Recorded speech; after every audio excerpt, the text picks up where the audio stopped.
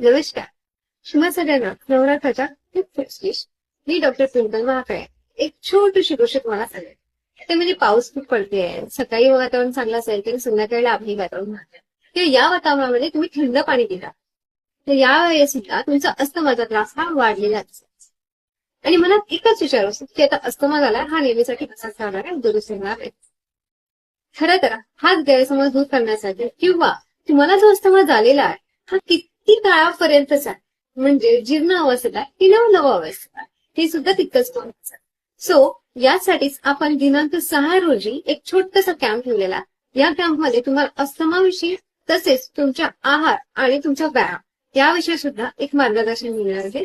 तर या कॅम्पला जॉईन करायचं असेल, या कॅम्पमध्ये तुम्हाला रजिस्ट्रेशन करायचं असेल तर दिलेल्या खाली मोबाईल नंबर आहे, त्या मोबाईल नंबरवर तुम्ही एक मेसेज टाका आणि ऍड्रेस सुद्धा तुम्हाला त्या मोबाईल नंबरवरच मिळणार आहे.